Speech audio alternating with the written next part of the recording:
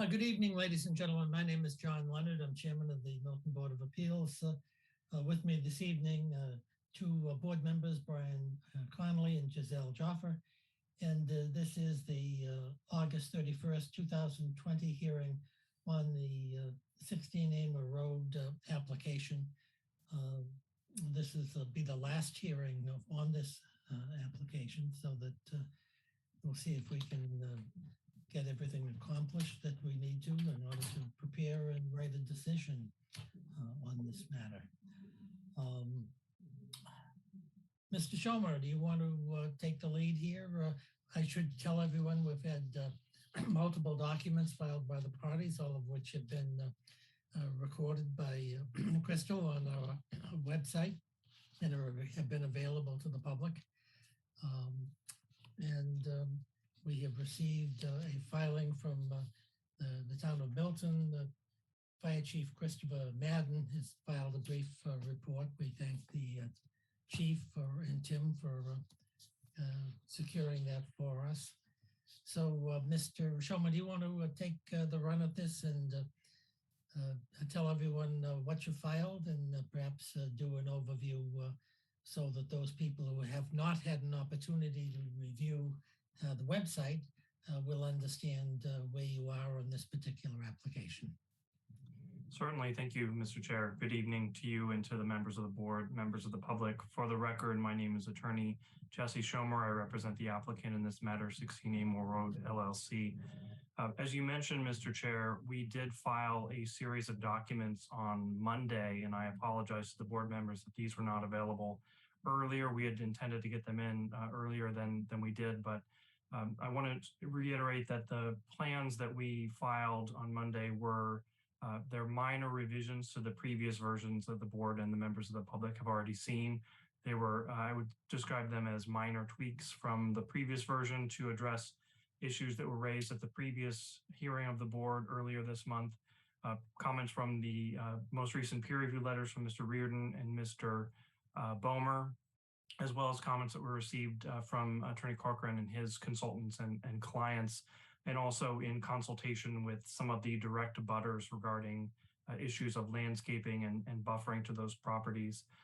So, Mr. Chair, my team is on the line tonight, and if there are questions that any of the members have regarding particulars of the changes, they're available to describe them in fuller detail. But to give you the 10-cent tour with respect to the changes, primarily they had to do with landscaping and a few minor revisions on the civil plan and coordinating those with the architecture plan as those have developed through the process of the board's hearings over the last couple of months. The landscaping plan, I would say, is the most significant change that's been revised and beefed up significantly, particularly in the areas of the residential abutters to the rear and the right side of the site, to increase the buffer to those neighbors and provide a bit more privacy to them as they're the closest residential abutters to the project.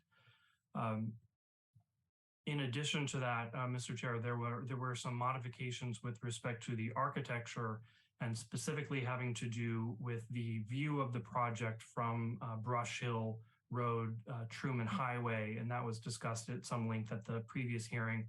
And Tim Loringer from Embark Architecture is on the line tonight, and he'll be happy to go through those changes if you'd like a fuller explanation of them. But in summary, they were provided to for the purpose of giving more of a intentional focus to this side of the property, given the comments from the board members, and in particular, I believe it was you, Mr. Connolly, who brought this issue up at the previous hearing, that a significant number of people in the town of Milton will be viewing this project from their automobiles, as it were, on Truman Highway, driving past the project, and stress the importance of having a view that is intentional and well designed, not just the front of the project site, but also the side. So that detail has been added by Embark, and we're happy to go through those with the board members if you'd like to review the details on that. But aside from that, Mr. Chair, the additional filings that we provided on Monday were updated peer review response letters by our civil engineers at Allen and Major Associates and the architects at Embark Design, which were in response to the most recent peer review letters from Mr. Bomer and Mr. Reardon. In addition to that, for record submission, Mr. Chair, were updated list of requested waivers, which has now been updated to correspond to the updated project metrics with the current plans, as well as an updated chart of a tabular dimensional chart of the site and the proposed buildings. And this also was filed for record to correspond those to the current version of the plans. In addition to that, Mr. Chair, and one final thing that we did file on Monday for record was a updated sightline diagram, which was discussed with the board members at the previous hearing, but had not been filed for record. That was intended to demonstrate that there is a significantly more site distance at the project site driveway than had been shown on previous diagrams. And that was submitted to respond to an issue that was raised by, I believe, Mr. Black at the previous hearing regarding site distance to the Truman Highway intersection and sight lines for vehicles coming from that direction. So, Mr. Chair, that completes our submission of materials that we filed. If you have any questions, or if the members or members of the public have any questions, we're happy to go through in greater detail any of the plans. But I think I might stop there to let you take the mic back and let us know if you have any thoughts or questions. Okay, great. Thank you, Mr. Schomer. We appreciate your updates, and we appreciate the materials that you filed. I think the better way to proceed here is I see Sean Reardon here. Sean, if you had a chance to review the updated materials that that the applicant has filed with the board. I have, yes. Okay, and my question to you is then, do you have any questions, comments, or suggestions? No, I just think I'd like to compliment the applicant and their design team, because I think the cooperative effort has resulted in a much better plan. I mean, it's still dense. There's still some challenges going forward, but I think as long as everybody's diligent and stays the course, they can be managed appropriately. At this point, all our technical comments have been addressed. We have a couple qualitative concerns that remain outstanding, but I think can be managed, and we've identified those in our last letter. So aside from that, I think we're in good shape. I can only see about 10 people who are present, and there may be 50 people that are at this hearing. I don't see Mr. Schomer. Do you? Crystal, is Mr. Schomer with us? Strike it. Mr. Bomer. Is Mr. Bomer with us this evening at the present time? No, he's not. Okay, that's fine. Let me ask Mr. Corcoran. Mr. Corcoran, do you have any questions of Mr. Schomer or any of his expert witnesses regarding the submittals that have been filed? I don't have any questions. I have other comment, and I think Mr. Black has comment on the sightline, but we'll reserve that until you ask us to submit. I don't have any questions of them at this point. Okay, that's fine. Let me ask Mr. Zawinski. Tim, does the town of Milton have any additional questions of regarding the materials that the applicant has recently filed? Not at the moment. I just wanted to underscore something that was in Chief Madden's email. I had asked him to provide an email just kind of for the record to kind of wrap up his review. And we had a conversation the other day, and it is a tight site. He's confident that his vehicles will be able to get in and out. But it is tight. And so one thing I will say as we sort of, wrap this up and the applicant kind of goes into, putting final plans together, if and when a decision is issued. It's a game of inches at this point. Any additional kind of radius that you can give on the driveway to assist a ladder truck getting in and out and not hit the curb would be appreciated. So, he believes that the project has incorporated, all the feedback that he's provided. It is a tight site, but it's workable. And every extra inch makes it more workable. I also had some comments to pass along from the planning board. Um, uh, they're tree and shrub in nature. I don't know if this is the right time to kind of talk about landscape or if there's going to be any kind of further conversation about that later on. I can just pass those comments along right now if that's okay. Yeah, I think that'd be appropriate, Tim. Yeah, the planning board has been kind of meeting and kind of, putting together their thoughts on these projects kind of on a rolling basis. So, one thing that I would ask is if I would get the opportunity, I know we're closing the hearing tonight. I'm going to pass along these comments specifically. If I can get the opportunity to just put them in writing also and kind of sneak them in, would that be okay? Well, I'm not sure that's technically okay, but Okay, then no, just hold on. Let me just ask Mr. Schomer if you have any objections to Mr. Lindsay on behalf of the town accurately reducing his thoughts to writing and filing with the board. No, Mr. Chair, I would have no objections to that. I think the board has the authority to, if you vote to close the public hearing pending receipt of any materials discussed tonight, I have no objection to that whatsoever.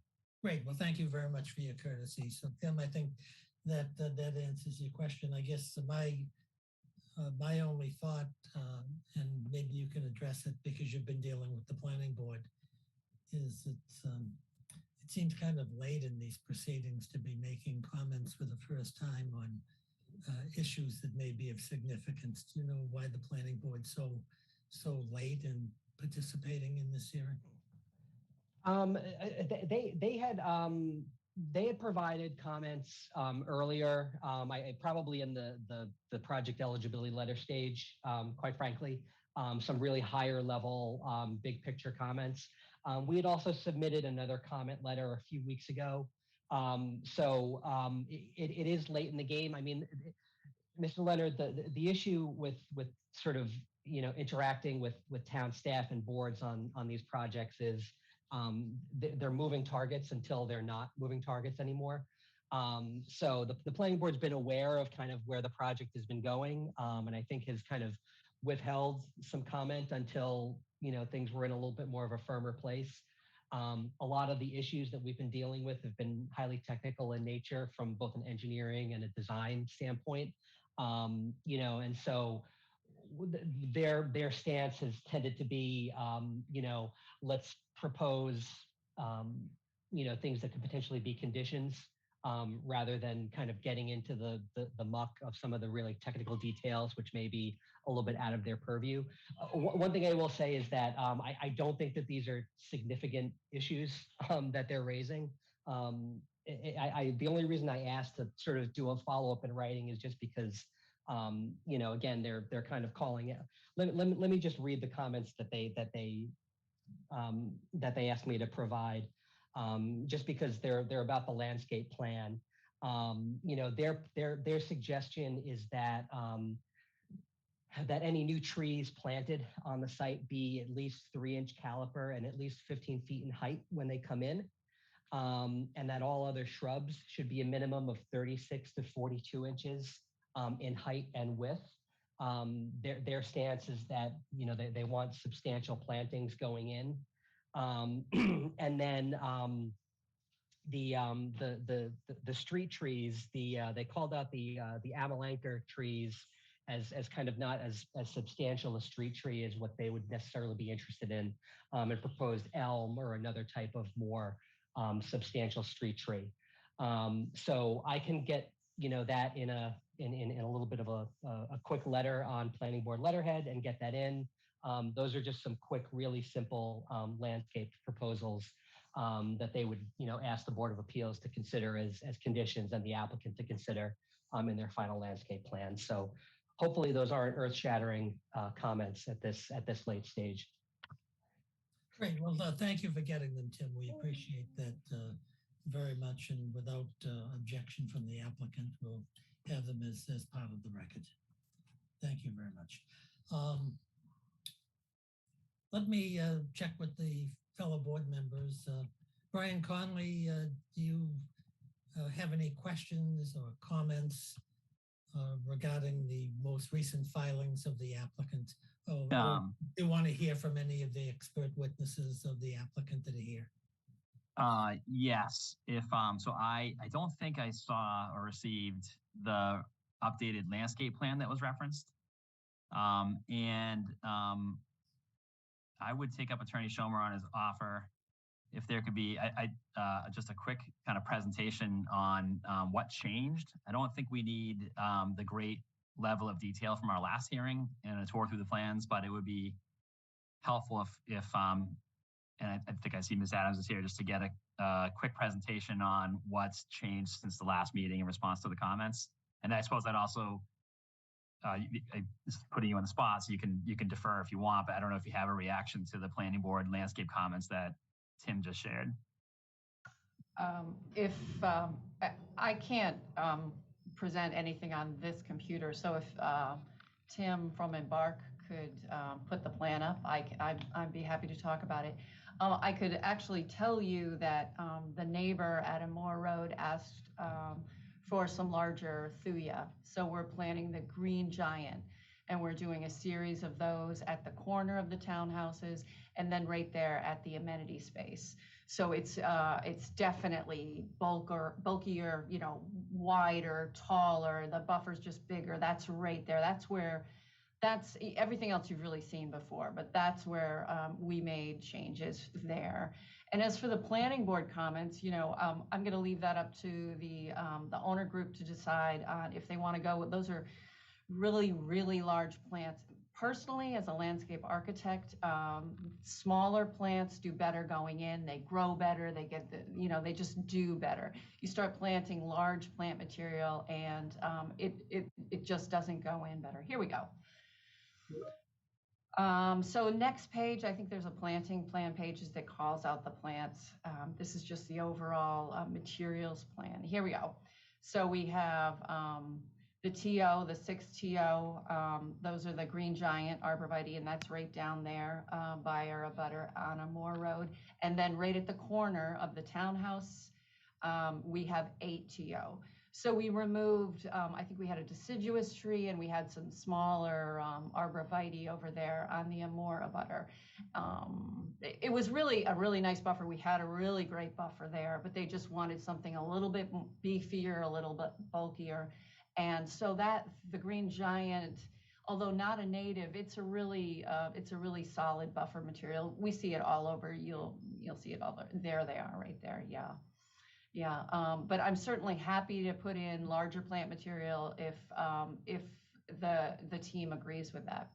And as for the street trees, those little trees aren't really meant to be street trees. They're meant to be, an Amaranth here is, like a 15, 20 foot. So they weren't really meant to be street trees. I'm not sure if I could do it down at the first set of units. There's just not a lot of room there, and I think it would really start infringing on the architecture, but I could certainly look at the two on the other side of the drive. I'd be happy to look at that and see how they look, see if they fit in well there. Thank you. Brian, is Ms. Adams' presentation, is that adequate for your purposes? I think Attorney Schomer said, if I heard him right, that some modifications were made to the, I don't know if it's the northwest side, the side that fronts on Brush Hill Road. Yeah, he did say that. We've already submitted that material, and I think you looked at it the last time we met. I can go over it again. So we're planting. Okay, so I had made some comments. This is at the end of the last meeting, asking whether we would consider any enhancements to that side of the property. I thought I heard Attorney Schomer saying that there were some changes made in response to that. But is that not the case? Are you referring to the architecture, Mr. O'Connell? Or the architecture and landscape? I said, that's fair enough. I think I was talking generally about the appearance, but you're right. It's the architecture that changed. Okay. Yeah, we can. That's great. I don't think I have your letter that came in on Monday, and I don't think I have these revised plans, but they are on file with the board. They are, yeah, and we can put up the revised architecture now. And I know Tim is he's calling in on, or he's on his laptop, so he may not be able to share. But Tim, if you wouldn't mind coming on screen, there he is. I do No, have but- the architecture I can bring up. I just didn't have the landscape with me. Okay. And share that.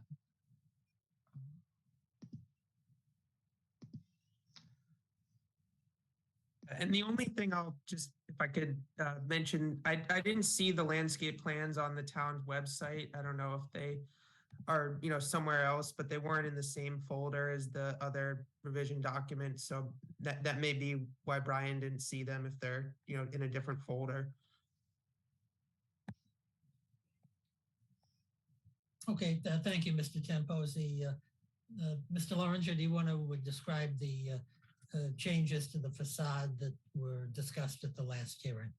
I can, yes. So it came up at the last hearing that we were kind of treating the end facade of these townhouses kind of as this, not really as much as the front of the site or the property as we were Emma Road, which was kind of true in terms of how we were looking at the site, because we wanted to really front onto Emma Road, and we had a pretty significant landscape buffer on Brush Hill, and we wanted that landscape buffer to kind of create a level of separation between the busy road and the units for the tenants themselves. And then when you're designing townhouses, you tend to have that situation that comes up a lot is they're kind of very front and rear facing. So the end facades are often kind of just by their nature, not as kind of prominent as the front and rear facades. But we did do some work to mitigate that a little bit. So we significantly increased, if this elevation here in the kind of top left corner is that end elevation of those rear townhouses that's facing Brush Hill. We significantly increased the amount of windows we had in that facade. So we've like tripled, I believe. We think we had the 1 or 2 windows in the center here near the stair. So we've added 2 more windows on each side. So it doesn't really feel like it's the side as much. We also took this this framing element that we have that kind of creates that that gable shape at each of the bays, and kind of also creates the canopy over the doors and kind of winds its way down across the front of the townhouses and creates this darker facade on the inner side. As that ends at the top of the door here, we just took that line and brought it across to create a vertical break in the facade, so it's not just one continuous material. So the exposure of the clapboard itself will be different on the top and the bottom. So it's a narrower, tighter exposure on the bottom and then a wider one on the top. So just adding that kind of subtle change in material and that subtle datum across and the introduction of additional windows, we think just adds a little bit more life to that facade and addresses the idea that is kind of the side rear of the site and kind of gives a little bit more frontage to Brush Hill. And then we also have just what that looks like with the landscape being in. And then this is the way this is kind of collaged together. It's really the trees are relatively young in these, so there will be if you look at what the current site looks like, it's pretty thick vegetation there. We're keeping some of the larger trees, so I don't think this quite does justice to how much foliage is going to be in front of the buildings, kind of in peak summer.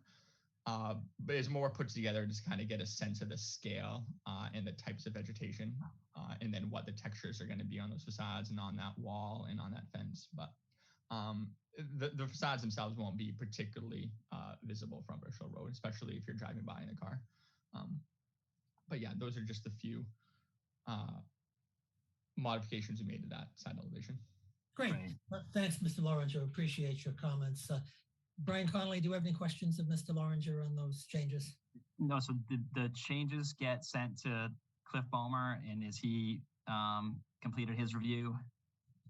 Are we expecting any sign off from Cliff on anything further? I don't believe, Jesse, we sent them directly to him. I did actually, Mr. Connolly. I did send them directly to Mr. Bomer. So I don't know whether he has any further comments with respect to them, but he has received them, obviously on not a lot of notice, unfortunately. But yeah, he did get them. Okay. I'm just thinking that if we're closing the public hearing, I think Cliff's remarks were generally positive on the architecture at the last hearing, and I don't think from his last comment letter there was a significant amount open. I can find it. But if we're not going to have further comment from Cliff before the hearing closes, are you kind of reporting to us that the only changes are the only changes from the last week to that facade? That's right. Yes. Yeah. Okay. And then So Sean, I- yeah.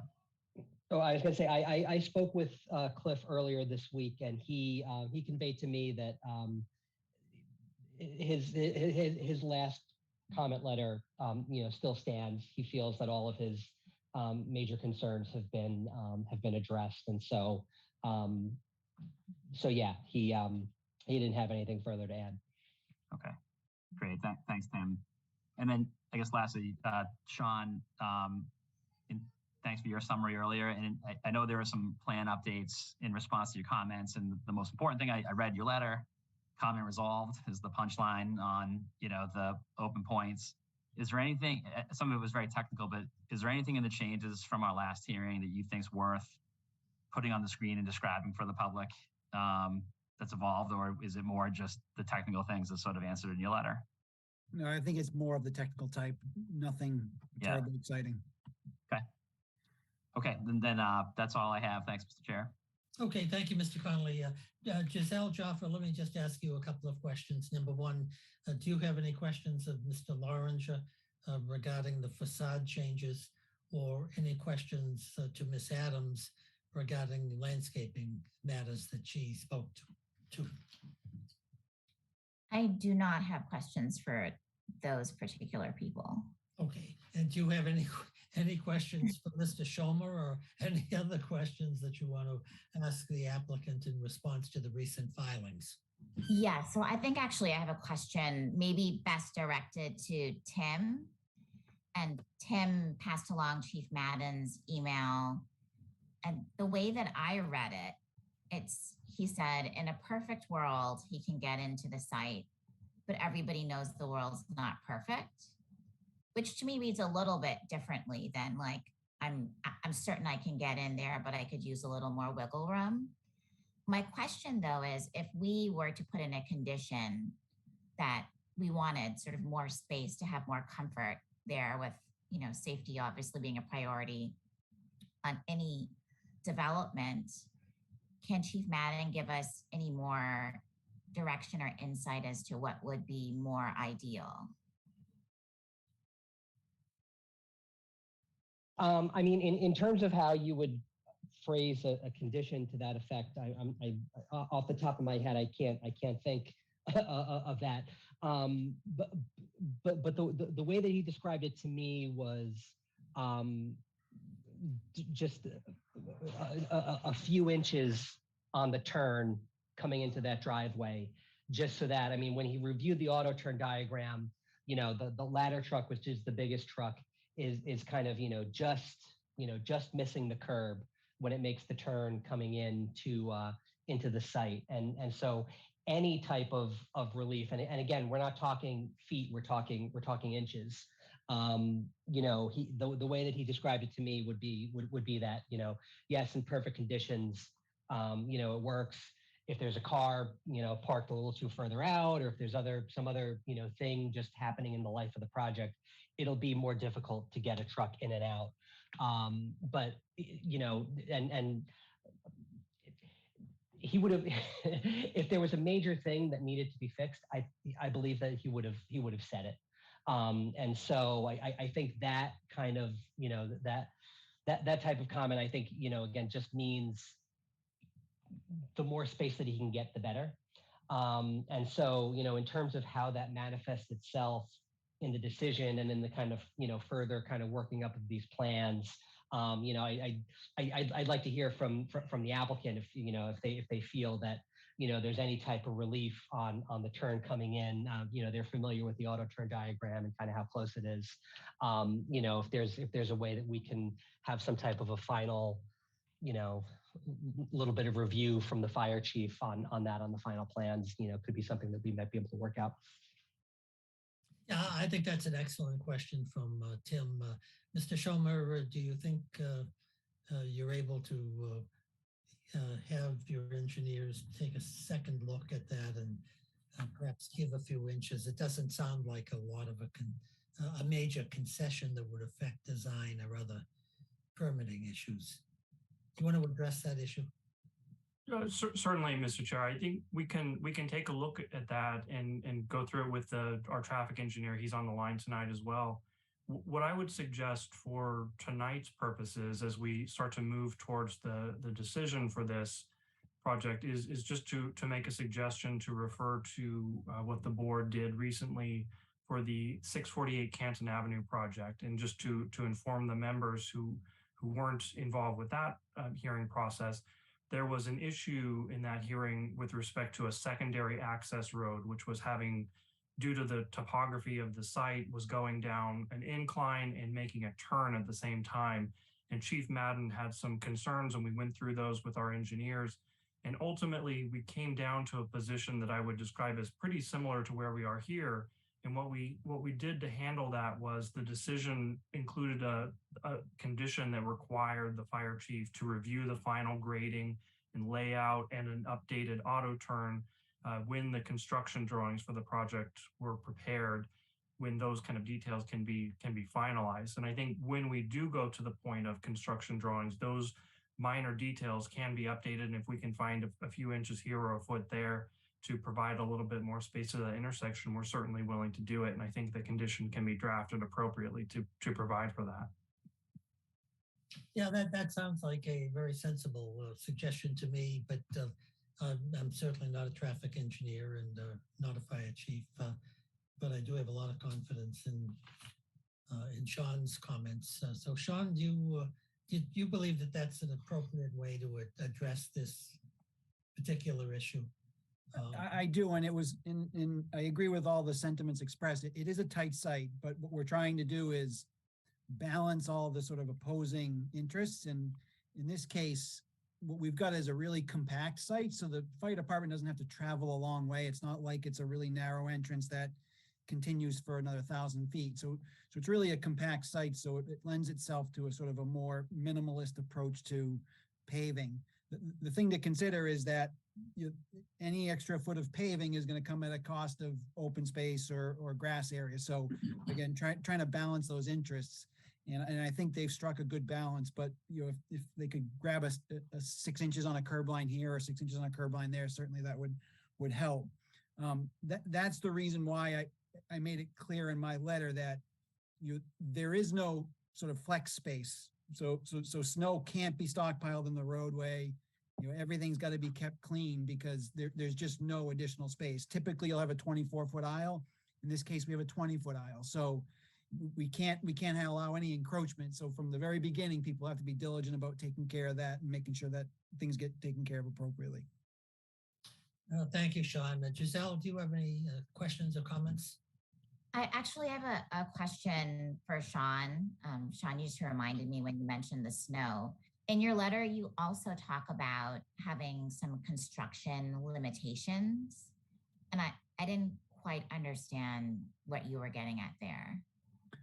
So the site's small, and there's a lot of construction, and I would expect a lot of deliveries, a lot of trades. So you'll have plumbers in one building, electricians in another building, and framers in another building. So I think people should prepare themselves for stress on the site, and if we don't call attention to it and set an expectation that the contractor needs to deal with this diligently, it could sort of get out of control, and you start seeing trucks parked on the street and start seeing contractors leaving vehicles here or material being offloaded from the street. So the reason I wanted it mentioned in my letter is just to make it clear that this needs to be an effort from the very beginning and a commitment by the developer to make sure that they're going to do the things they need to do to make sure that their project doesn't spill out into the public way. And would those types of limitations or guidelines typically be in a construction plan? Yep, they've committed to providing a construction management plan before, but Right. I mean, truly, you can plan all you want. It really takes discipline and commitment to make sure that it actually takes place on the site. And it's gonna take a lot of coordination, a lot of effort, and a lot of planning. But I think it's doable, particularly given sort of some of the space that they've created for themselves on that in the open space area. Thank you very much. Very helpful. I have no further questions at this time. Okay, thank you very, very Mr. much. Chair, could I just follow up on that one? real quick. So, Of course you can. Sean, is the way the board could address that concern to add a condition that says that before a building permit's issued, a construction management plan needs to be approved by, the town and its peer reviewer? Is that the idea? And then a condition that they abide by it? Is that in other projects like this? Is that how we've been addressing a concern like this? It is, and I think as long as they don't waive it, I think it might even be required as part of the stormwater management regulations. I think more importantly, it's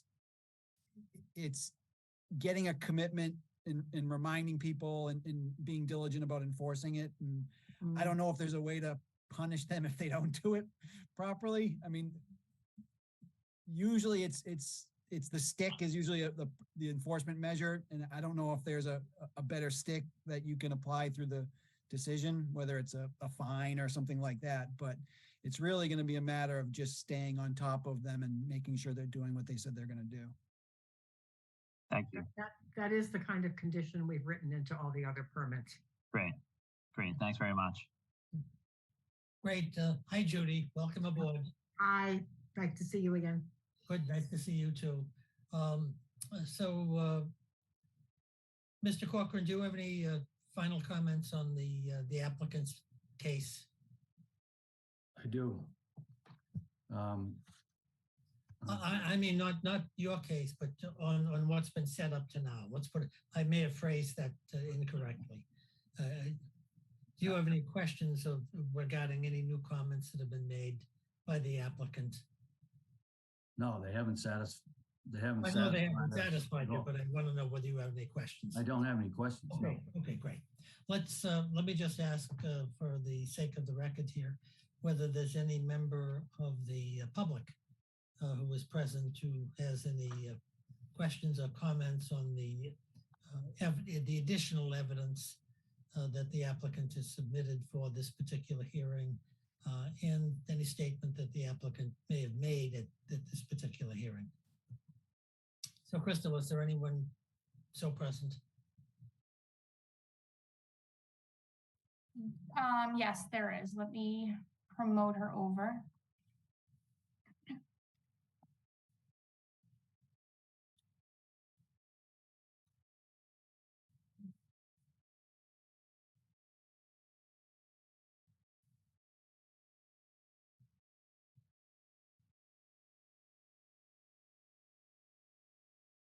Hello.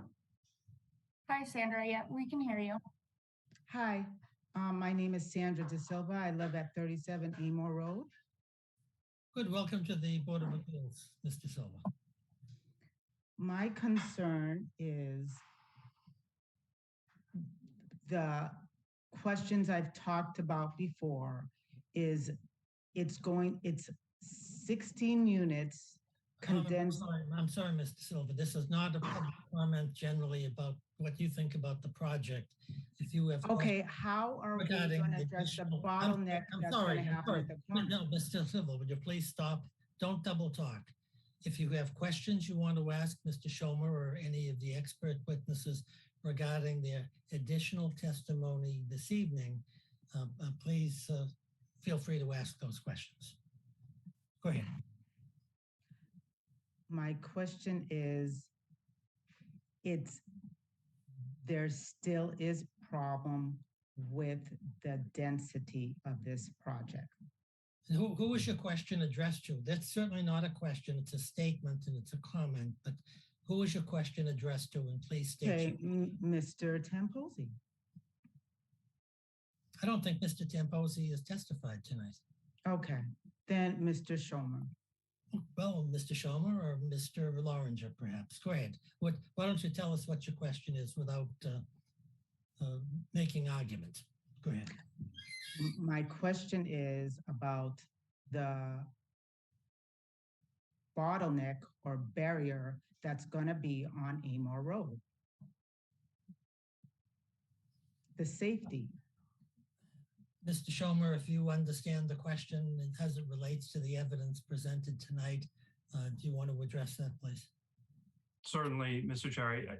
I think I understand Ms. De Silva's question. I think if I don't want to put words in your mouth, but I think you're getting at the issue of the width of Amore Road as it's come up in previous hearings. And forgive me if I'm misunderstanding the intent of the question, but through you, Mr. Chair, just to confirm, as we talked about a little bit at the last hearing, and we provided written testimony on this, the applicant is agreeable to a condition of this project that would provide for the town to pursue designating this area of Amore Road as a no parking, no standing, no loading zone, so that there's not vehicles parked in the street, no delivery vehicles parked in front of the project site, and no Ubers and DoorDash drivers sitting in front of the project site waiting for people to come out to be picked up or to pick up deliveries and things of that nature. So we agree. We think everybody agrees that that's something that would be good for this location and would improve safety conditions, particularly given the proximity of Truman Highway intersection there. So that would be how we would propose to handle that. Otherwise, you know, it is a public street, and we recognize that there are enforcement issues that's subject to Milton Police Department to enforce. And while we wish we could have a hand in that, it's public property, it's a street. So we'll need to rely on the police department. And if there's an issue, we're certainly willing to alert them, because it affects us as well, just as it does the rest of the neighbors. So with that, hopefully I answered your question, Mrs. Silva. Why May I does ask the a project follow-up? have to be so big? Why can't you cut down the number of the units? Through you, Mr. Chair, again. Well, it's certainly nothing that's been discussed tonight, but if you want to briefly discuss that to see if Mr. Silva can be satisfied, that you're free to do that. Thank you. I'll just briefly through you, Mr. Chair. The number of units in the project is something that's been addressed, and it comes up, you know, I do a lot of 40B permitting, and it comes up in every 40B project.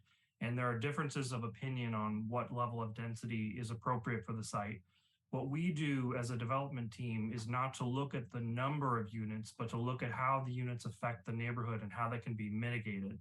We worked with the town's peer review consultants to try to do that the best we could. And we feel that the project as it's been designed has been appropriately mitigated, has been designed to complement the neighborhood at a higher level of density to provide affordable housing to people who currently can't afford to have it in Milton. So we think the project has struck a good balance between the local needs and the need for affordable housing. May I ask a follow-up, Mr. Chair? Well, yes, of course you can. Did he respond specifically to something that Mr. Schomer just said about no parking, no visitors, no standing, no nothing on this section of Amore Road? Can the developer explain how they're going to accommodate deliveries and Ubers and visitors within the site, so that the site plan itself makes sure that there is no standing, no parking, no other stopping along the frontage on either side of Amore Road? I can address that through you again, Mr. Chair. As we talked about at the previous hearing, the parking demand for this site is significantly lower than the number of spaces that we're providing. It's well within limitations of the ITE, and that's in the project traffic report.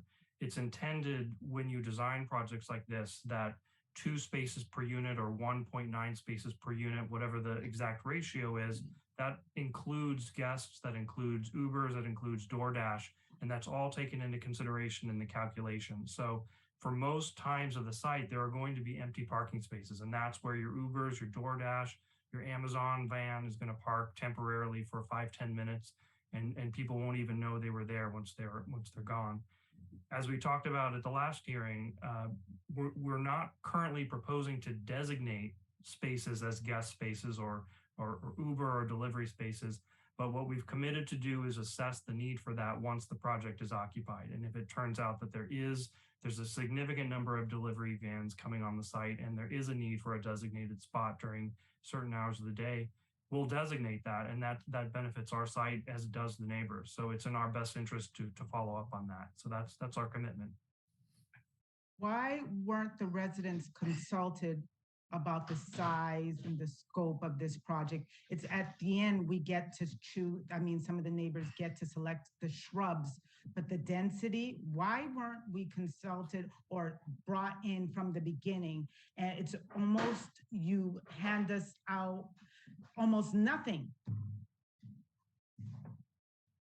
Mr. Rush, that's, look at it, it's not a technically accurate question, but do you want to briefly address that, Mr. Schomer? You know, Mr. Chair, I respect Ms. De Silva's opinion. I think what she's expressing some frustration about the project, and I understand that.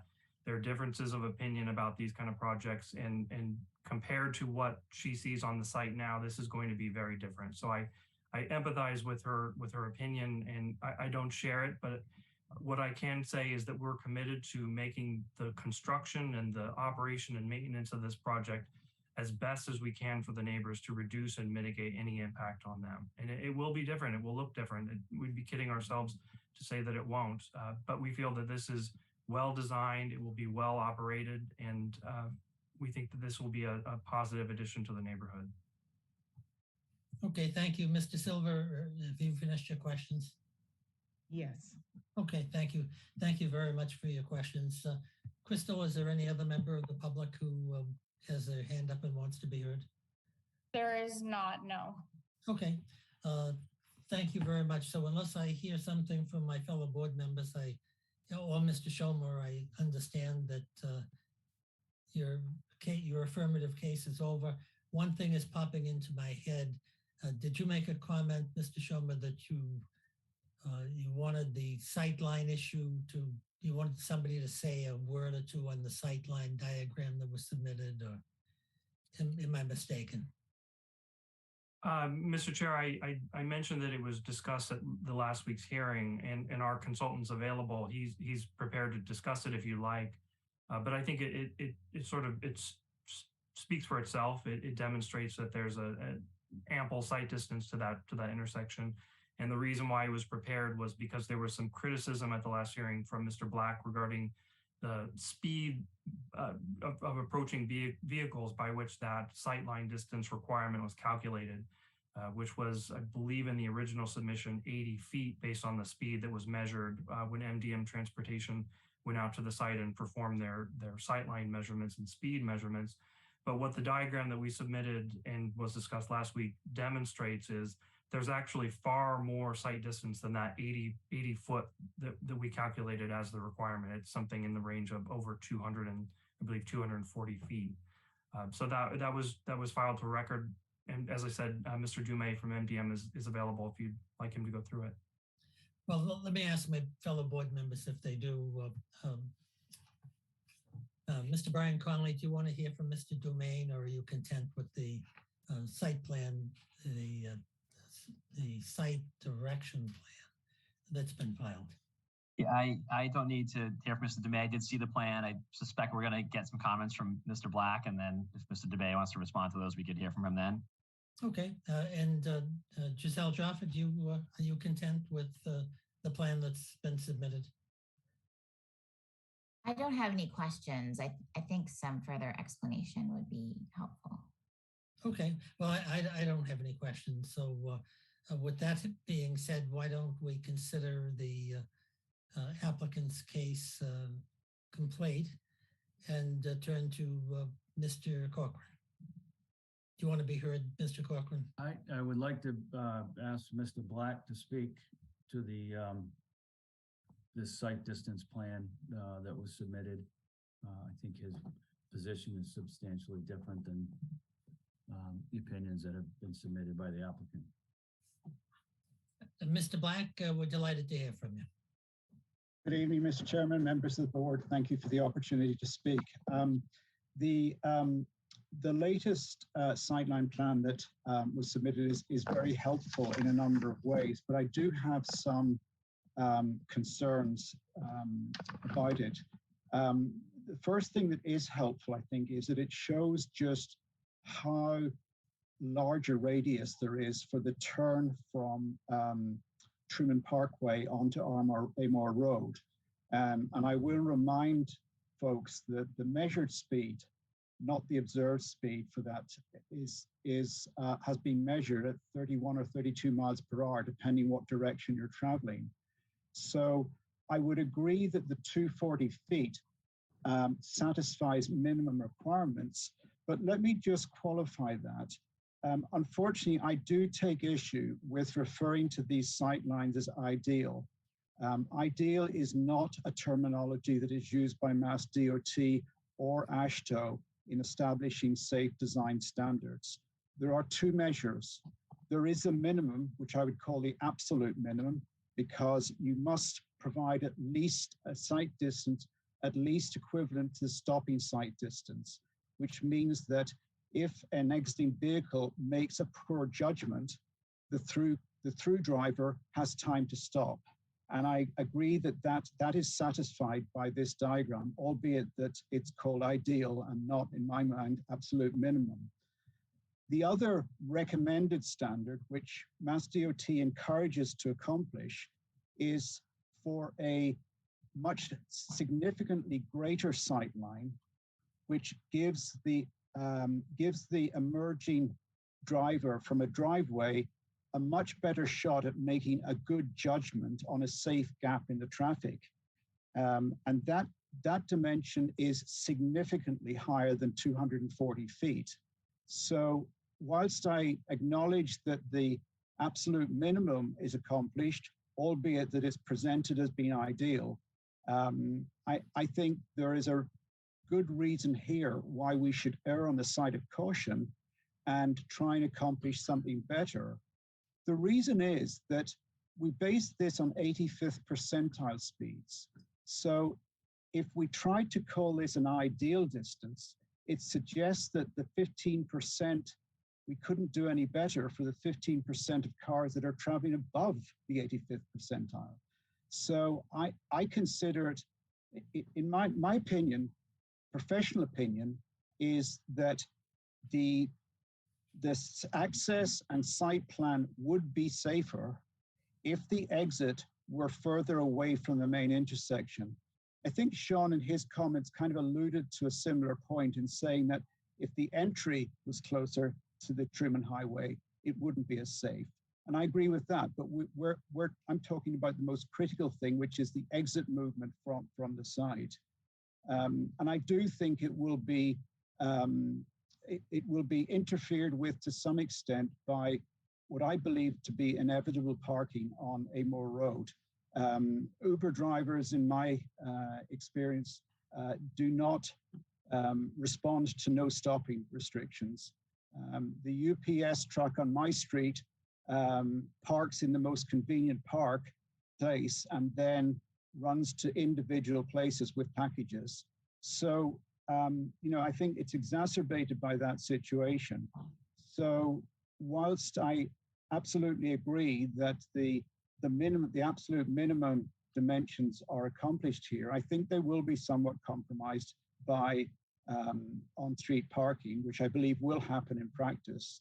But I think there is room to provide a much safer design if at least the exit from this project was moved further from the main road. Thank you, Mr. Black. We appreciate that. Let me just see if my colleagues or Mr. Reardon have any questions. I suppose the other issue is when you move to the further away from the highway, you get involved with redesigning the project again, and you come closer to other abutting neighbors. And maybe that's a burden on them. But let me. I absolutely acknowledge that, Mr. Chairman. That's a clear implication, and I'm expressing this simply my professional view as a traffic engineer and my eye on roadway safety. I appreciate that very much. You've been very accurate and very candid and cautious in your comment. We appreciate that.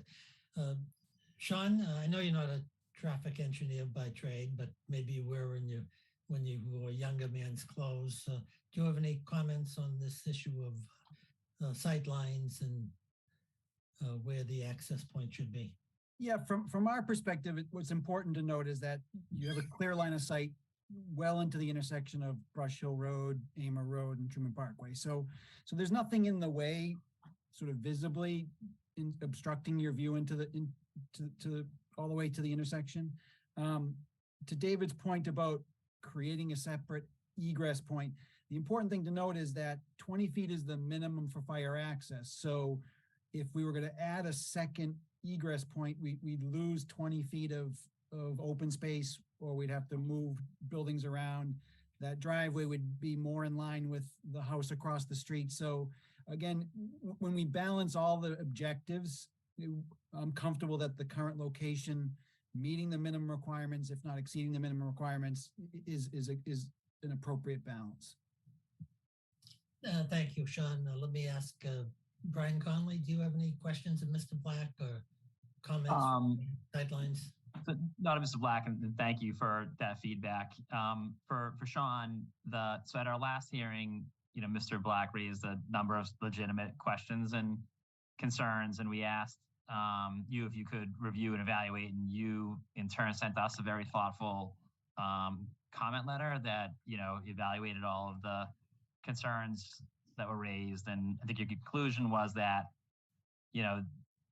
having reviewed it, your opinion was that the project strikes an appropriate balance in addressing the safety challenges while meeting the minimum standards, which I think is what you said. And I think you had I can see you had 5 paragraphs of summary on the sightline issue. And I guess just for the record, is there anything either in the site plan that was submitted by the proponent or in Mr. Black's comments on it that changes the written summary you submitted to us? Nope. Okay. All right. Thank you all. It's been a very thoughtful, I think, discussion by all the parties on the traffic impacts. It's been sort of helpful to my consideration. Thank you, Brian. Giselle, do you have any questions of Mr. Black or comments on the sightline issues? No, I don't. Thank you. Okay. Thank you very much. We appreciate. Mr. Corcoran, do you want to address the board regarding the letter that you've submitted and make any final comments that you would like on behalf of the association? Yes, thank you, Mr. Chair. As I said in the letter, the neighborhood and I appreciate the time and attention that's been given to this proposal. I think I heard a number of things tonight that still resonate with us in terms of concern. Dense, challenges, tight, game of inches, all next to a dangerous intersection. I think there's too much happening on this site. And as I said 3 weeks ago, when you push on one side of the balloon, it pops out in a couple of other directions. I don't think that the developer has honestly come to the neighborhood and the town with a project that fits this site. And I don't agree with this notion that it's a balance of issues. And if we push over here, maybe we adjust over there, well, it's just good enough. Because it's not just good enough. They can do a lot better. They should have done a lot better. And I would encourage the board in this case to deny the application. They have not met clear obligation to provide a safe development, safe play area for kids, safe access and egress for emergency vehicles and others. They can't say that people will not fail or people will not heed no parking, no standing signs. There'll be no enforcement. Town doesn't have enough police officers to wander around and have someone set up here to make sure that no one's violating the no parking. And there's going to be a problem. And that problem is going to, and the outcome of that problem, someone's going to get hurt or worse. And that's going to be on the developer. It's going to be on everyone who had his eyeballs on this project, and it's going to be on this board. If this project is approved, as it's currently put forward, and there are problems. I'll leave it at that. Encourage the board to deny this application. This developer has not made a good faith effort to put forward a project that works for the site, that's responsive to concerns that have been raised by the neighborhood, and they ought to be sent back to the drawing board. I know that's a difficult thing to ask. And the hack doesn't pay attention or doesn't respond favorably when projects are denied, but this is one of those cases where it should be denied. Thank you. Thank you, Mr. Corcoran. Appreciate your comments and your submittals. I think, let me just ask to Crystal whether, since we've completed the evidence in the case at the present time, whether there are any members of the public who are asking to be heard. Yes, there is somebody. I'm going to promote her over right now.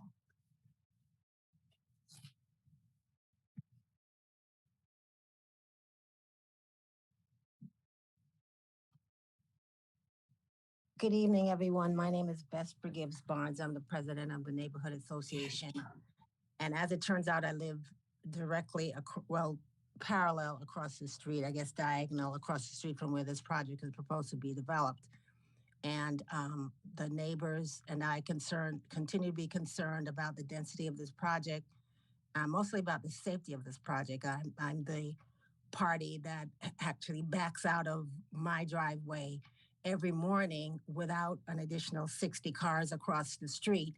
And basically every morning, as I tell you, take my life into my hands, as most of us do when we back out or drive out of a driveway. But this particular street, the way that it's treated by the public and the habit they have is to come down Amore Road from Brush Hill, Truman Highway at full speed. They don't brake. They don't, consider the fact that they're going around a corner. They just come barreling down the street. And many mornings I had to stop short in order to avoid an accident. So when you add 60 vehicles or more, if you have 16 units, let's say it's 30 vehicles. If you take 2 trips a day, because people have a tendency to have more than one car, you're looking at adding 60 trips a day in and out of that property, not including Uber, deliveries, DoorDash, or anything else. And I don't see the need to have 16 units there. I don't see any way that this can be safely done, regardless of the minimum standards being suggested. And I don't see why we should live in Milton and have to deal with minimum standards when we're paying all these taxes to live here. So I'd like to see the board look at the submission that's been made up by our attorney and deny this application. Thank you. Thank you very much for your comments. Crystal, anybody else, a member of the public who wants to be heard? Hi, yes. My name is Evelyn Linares. I appreciate the opportunity of just making a comment. I live here on 220 Brush Hill Road, so I'm the abutter on the Brush Hill Road property sideline. And, my family and I have lived here for 18 years, and we have seen many just really horrible accidents right in front of our home inside our property. Cars have just landed, in our property. And I know most of you know the sort of history of what has happened here. There was a fatal accident. So I have a huge concern about just traffic safety and the speed that that cars are coming, on Truman onto Brush Hill. And this whole intersection is just so unsafe. And so I just wanted to also raise the concern of pedestrians, because we have a really beautiful crosswalk, across a pathway across the street where we can walk every day, and these families are going to want to, be able to access in crossing that street. And so my question is, how are we addressing, a safe there's no crosswalks, there are no pedestrian lights, there's just, we definitely have an opportunity to take another look at this whole intersection and provide ideas for safety, because having more people populate this corner, it's a concern, and we just really have to have a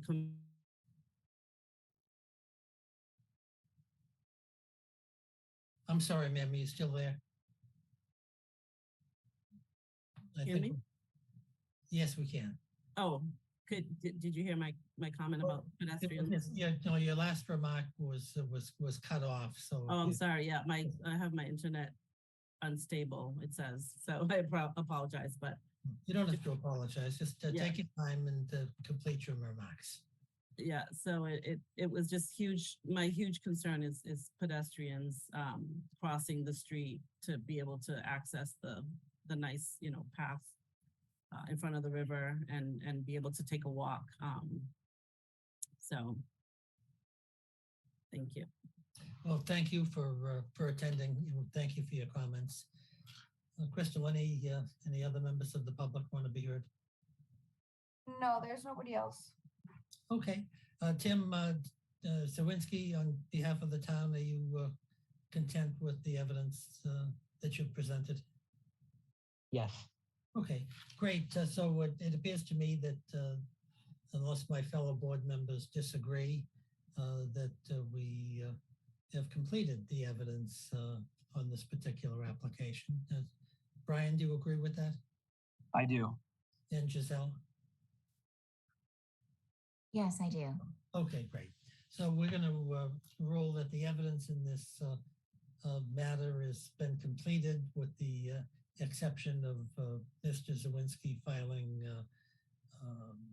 in written form the comments of the planning board, which he has orally described, but he will coordinate those into a written document and file them with the board and with a copy to Mr. Schomer.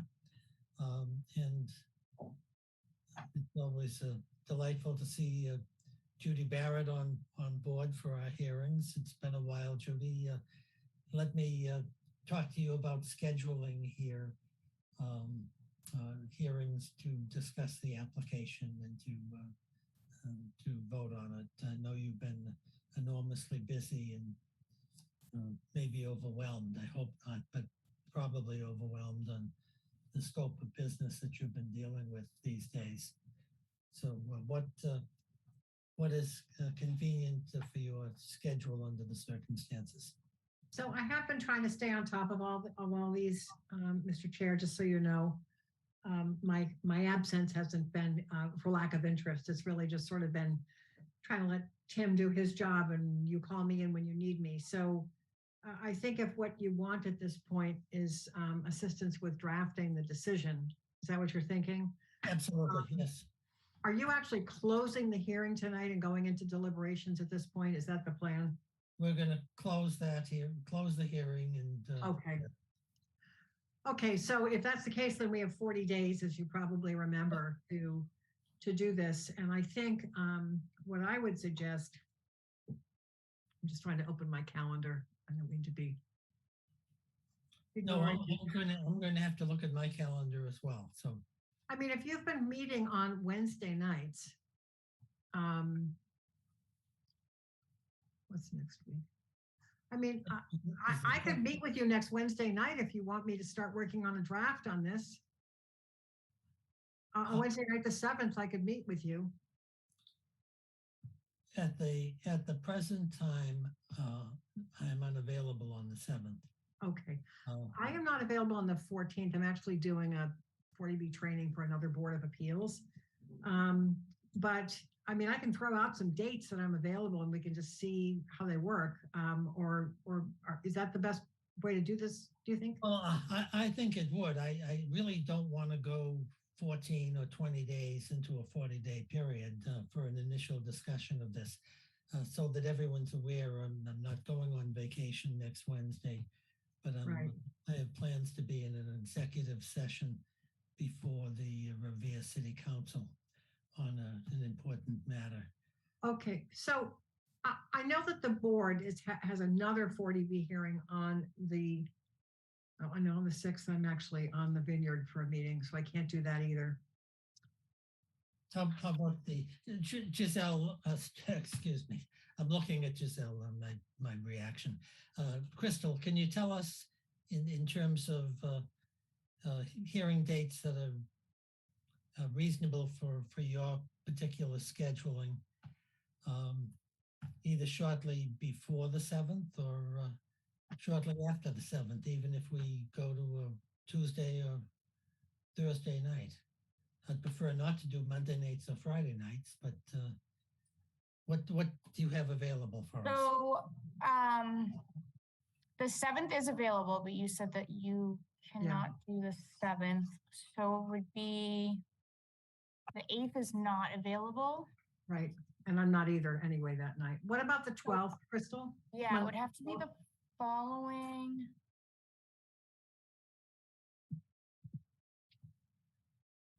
The 12th is a Monday. That is available. Okay. I am available that night. Board members, I have a meeting with a committee in Orleans at 5:30, but that ends usually around 7. So I could join you after that. I'm available on the evening of the 7th. Oh, the 12th. I mean 12. I'm sorry, Yeah, the Monday 12th. the Yeah. 12th, yes. Okay, would that be at 7 o'clock? If you wish. I mean, I'll be wrapping up with Orleans at 7, but I mean, I'll be with you in 5 minutes after that. So Would you prefer 7:30? it would be easier for me, but I don't want to hold you guys up. But 7:30 would be easier. It would be easier. How are you on Monday, the 12th at 7:30? Is that directed at me? Yes, I think so. Oh, yeah, that's fine for me. That works. Okay. And well, I was going to, out of comedy, I was going to ask Mr. Schomer, but I guess technically you're somewhat irrelevant for our discussions on They can all disappear. on the decision. What about Tim? Tim, do you need to be on this? I mean, I think it might be helpful if you can be, but I also understand you get pulled into a zillion different meetings. You and I could coordinate before then, but what do you want to do? This is the priority. So Okay. if I'm not available, I'll be made available. Okay, all right.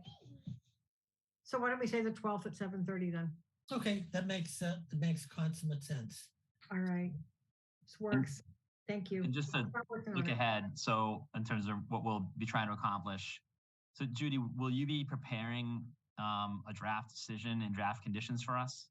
What I'm going to work on is the conditions, but also we need to go through the waiver list.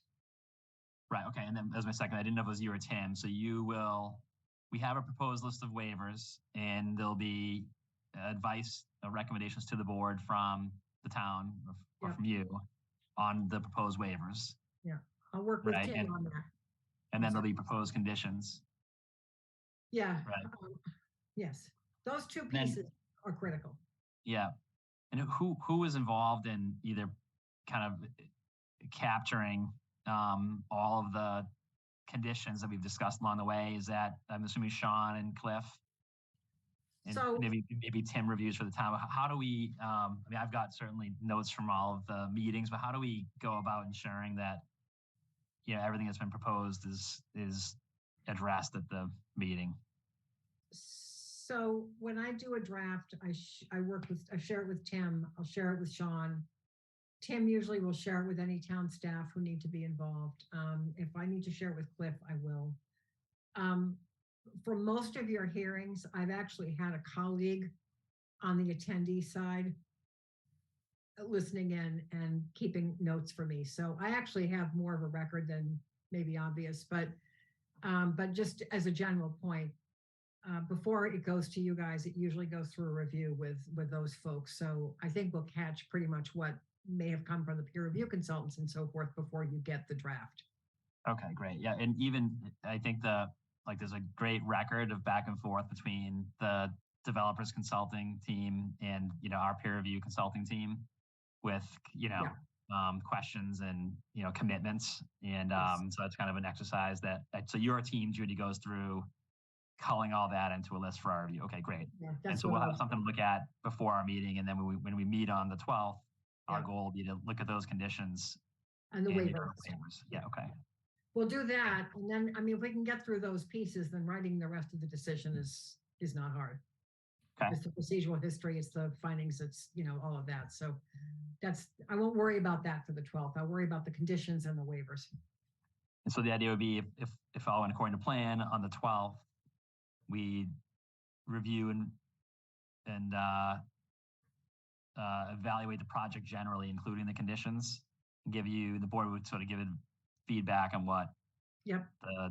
what the approval of the project should or shouldn't be, and what the conditions should or shouldn't be, and that would lead to another meeting, I guess, where we would have a decision. Is that the? Yeah, the next time you meet, you would have whatever changes you wanted in the conditions made, and then I would have added the procedural history, the governing law, the findings of jurisdiction, and so forth. So, you know, that second iteration, I would add those pieces. Great. Okay. Thanks. That was really helpful. No problem. Giselle, do you have any questions of Judy Barrett regarding the procedures for the review of the conditions and discussion of the? I do not. Having done this with Ms. Barrett recently in another session, I think I'm all set. Thank you. Great. The only thing that I would note, Judy, and I know you know this is true, but just for the record, I want to note it and make sure it's true, that Mr. Corcoran in his submittal, I believe it was today, but it could have been yesterday, did attach his version of suggested conditions, which obviously will be part of the consideration of the board.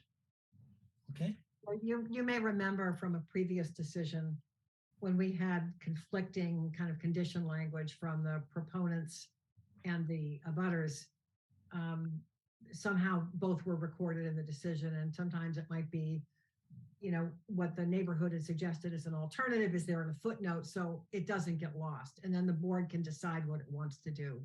I try to get it all into one document. Right. I just wanted to mention it because Mr. Corcoran in his comments, or his closing arguments, I'll call it loosely speaking, referred to some of those matters, but he didn't refer to all of them, and I understand the reason for that. So understood. They're certainly under consideration as well. Okay, so unless we have anything further to address, I think not. Brian, are you ready to adjourn? Are we adjourning, or are we voting to close the public hearing? Well, I thought we should, well, I guess technically I thought I declared the public hearing closed. Fair enough. Whether it has to be voted, but okay. Let's vote it so we don't have any issue as to it. There's a motion to close the evidence at the public hearing. I think by Mr. Conley, seconded by Ms. Joffer. So Crystal, would you call the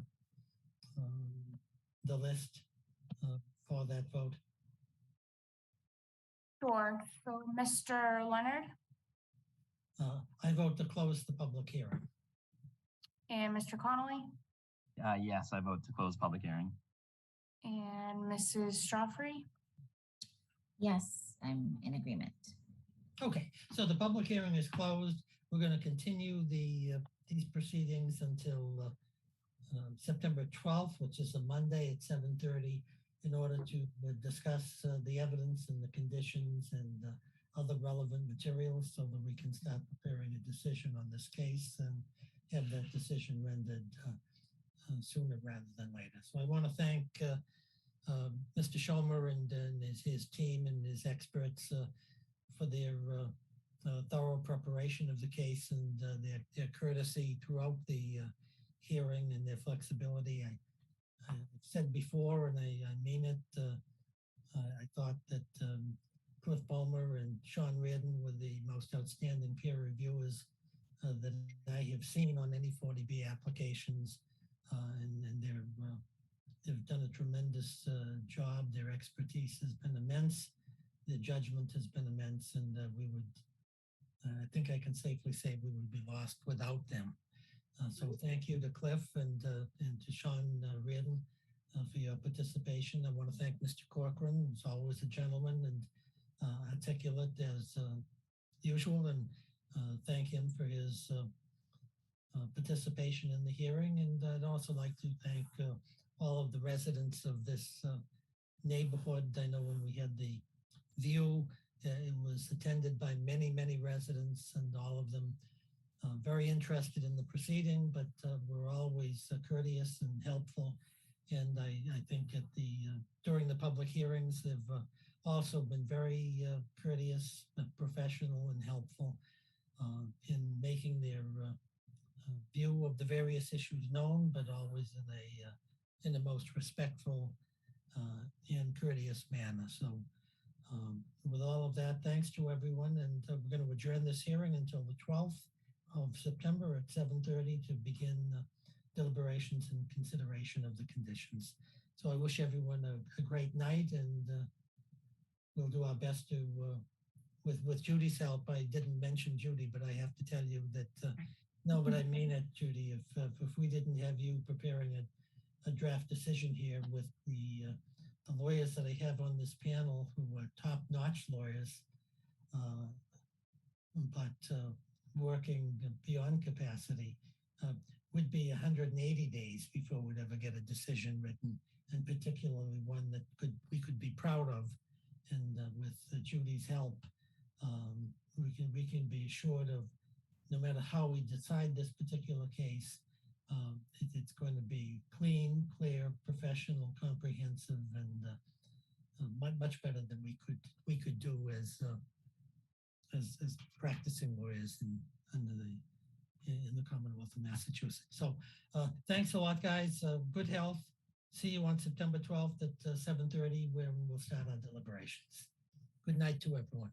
Thank you. Thank you very much. Take care. Good night.